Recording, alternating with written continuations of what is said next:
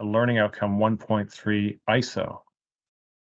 So ISO are a set of standards that are created by a non-governmental organization of people from different companies, different countries that come together to decide on, okay, so you have a Health and Safety Act of that's set at the government level, but what does that sort of look like in a company?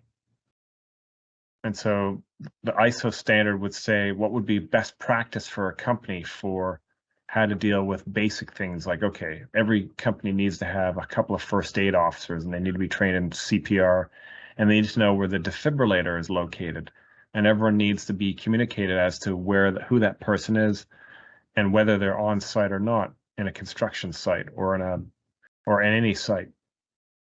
Occupational health and safety is really just a set of standards that helps guide companies a lot of companies that go into business, don't really know what they're doing. And so if you become ISO certified, it also gives that company a stamp of approval. Going upwards, quality management system. So you want to put out a good quality product. So let's say you're putting out, pen drives, or let's say you're putting out, Captain America dolls, or whatever it is. There's a process for creating products, from getting the materials to putting them together in a safe place. So the health and safety ISO standard goes nicely with the quality management. You don't want your employees in harm's way if they are working on an assembly line or working in a food factory. So there has to be safety in the quality management system. If you're working in the food industry, you have to make sure that you've washed your hands. If you're a doctor, you have to triple wash your hands before you go into surgery. So there's quality controls at every step.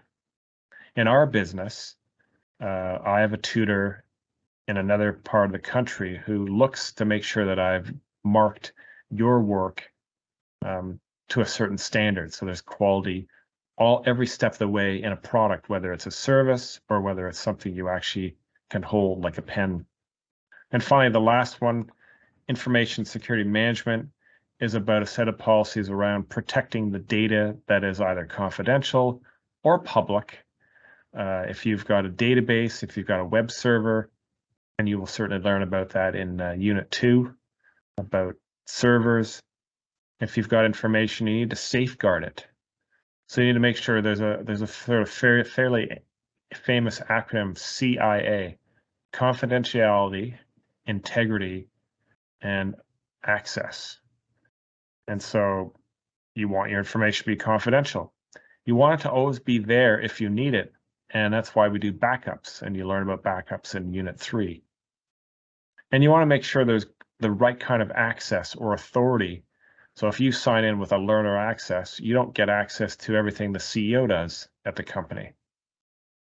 So information security is about making sure that people use passwords and that tech people use firewalls, and anything to do with information security.